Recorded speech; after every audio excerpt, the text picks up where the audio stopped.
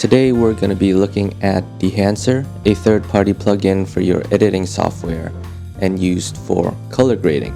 You may or may not have seen this around the internet. I personally have only started using it about a month ago when they offered it to me in exchange for making a video for them.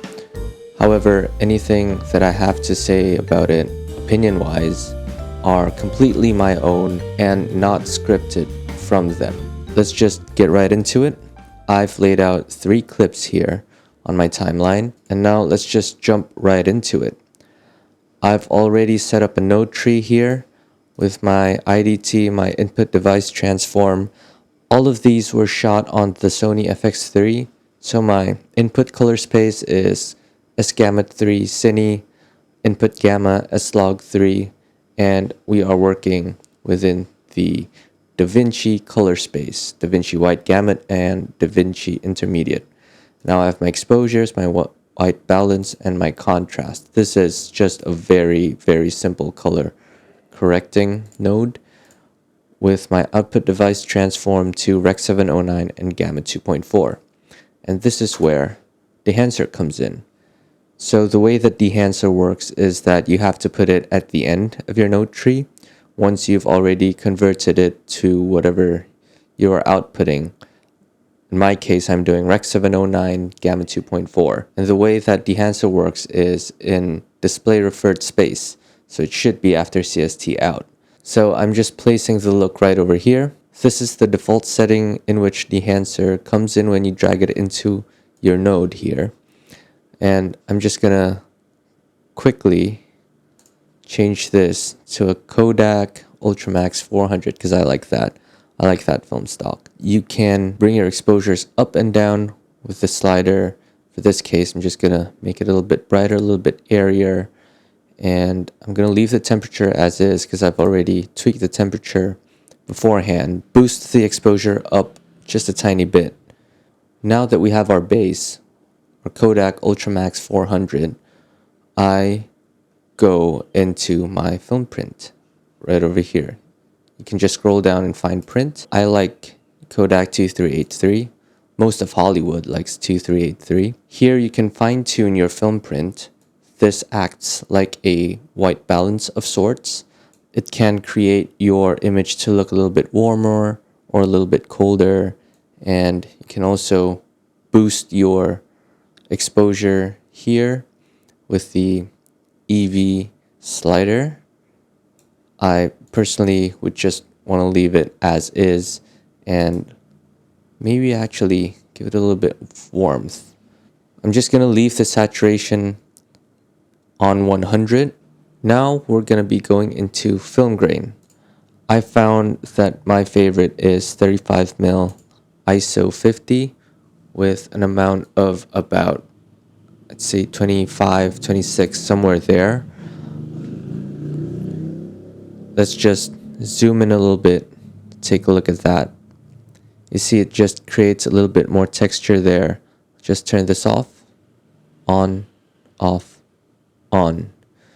And you see it just helps bring a little bit more life into the image, a little bit more of that film look. Next thing we're going to be looking at is halation. If we just enable this and we zoom in, we can see what it does. Turn it off, turn it on.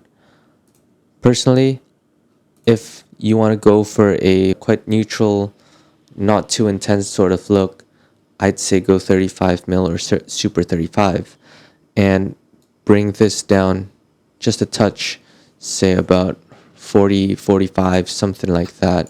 And you can see how it affects these edges of the buildings.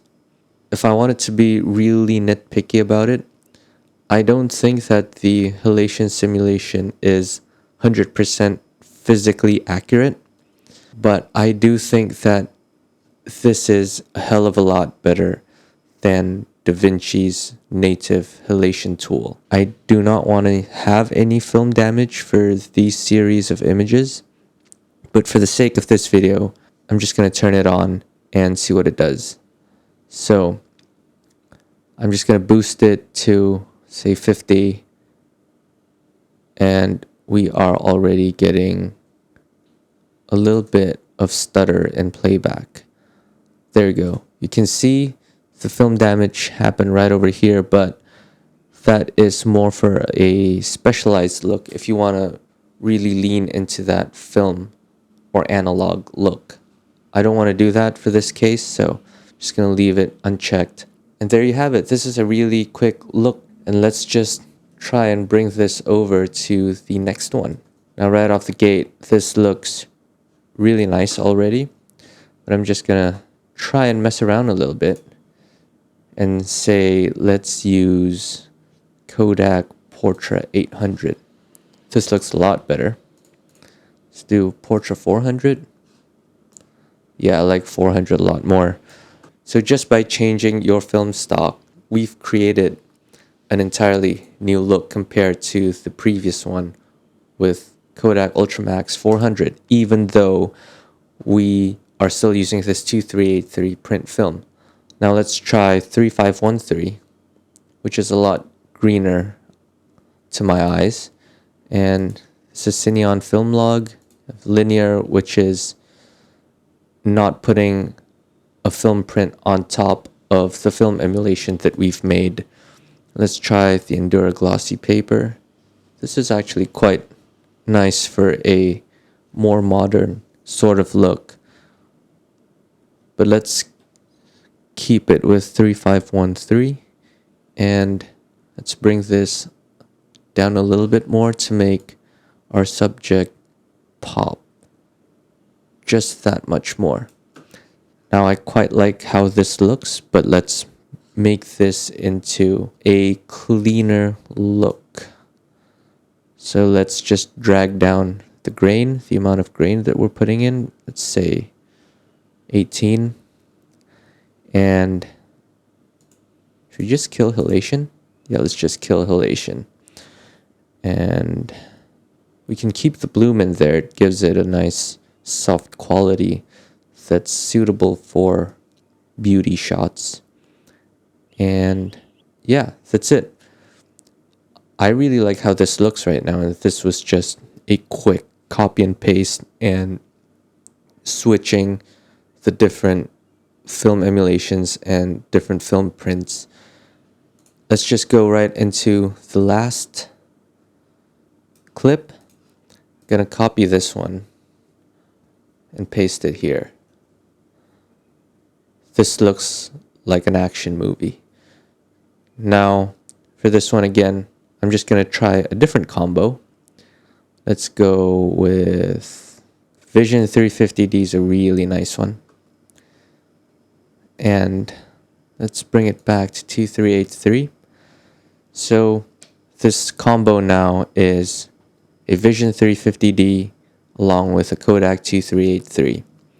Let's try and make this a little bit more different compared to our two previous clips.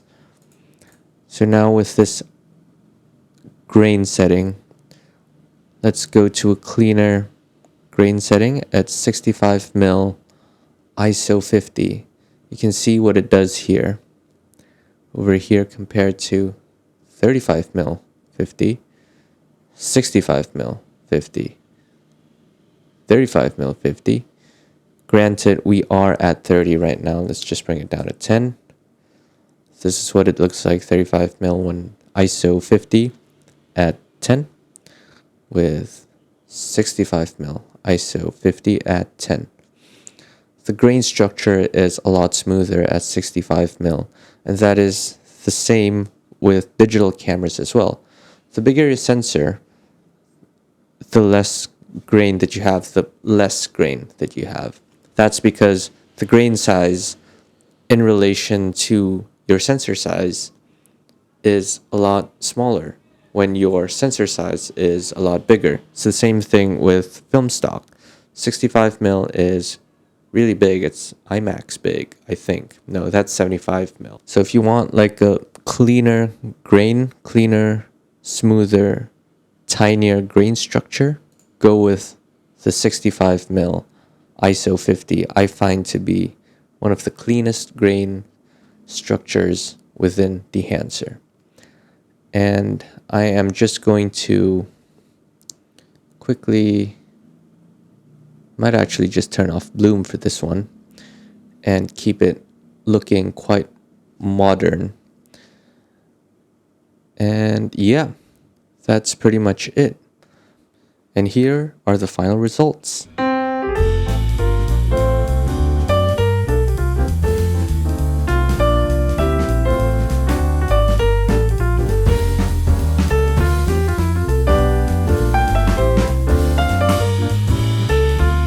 So I hope you found this fascinating and helpful if you've been contemplating to get Dehancer, or if you're looking for a tool to add to your arsenal for your color grading and to make your footage look a little bit better. I think that Dehancer is an excellent tool to have, and if you just use this code below, that would be really helpful.